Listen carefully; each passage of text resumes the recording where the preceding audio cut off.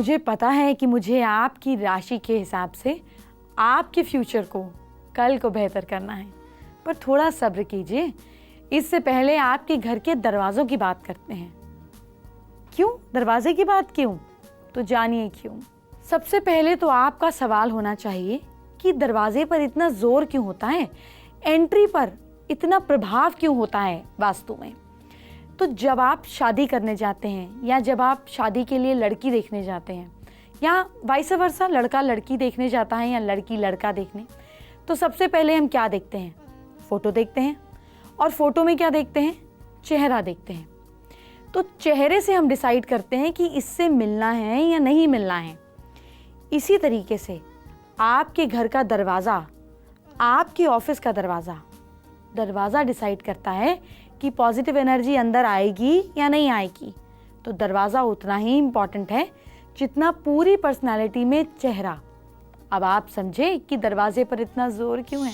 तो वास्तु कहता है कि ईस्ट और नॉर्थ के बीच में मेन डोर अगर है, पर अगर ईस्ट की तरफ वो ज़्यादा है तो बहुत अच्छी बात है।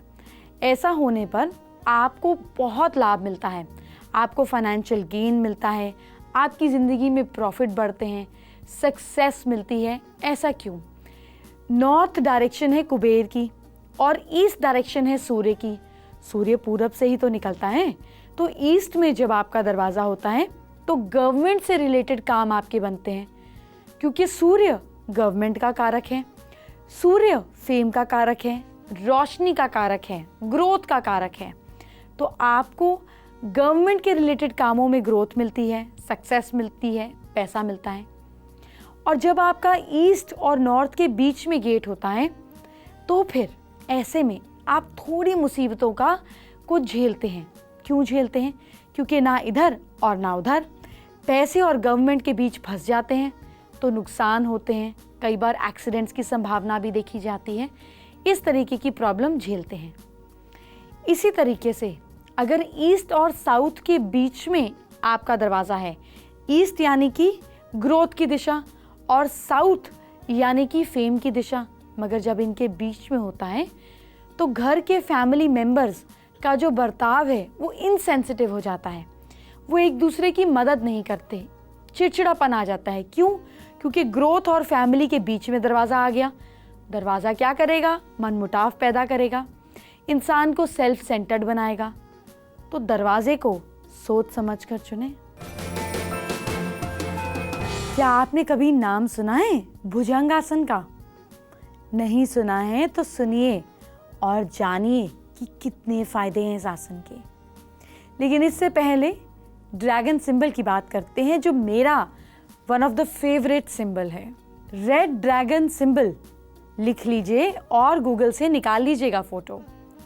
ये सिंबल आकाश और धरती दोनों को रिप्रेजेंट करता है।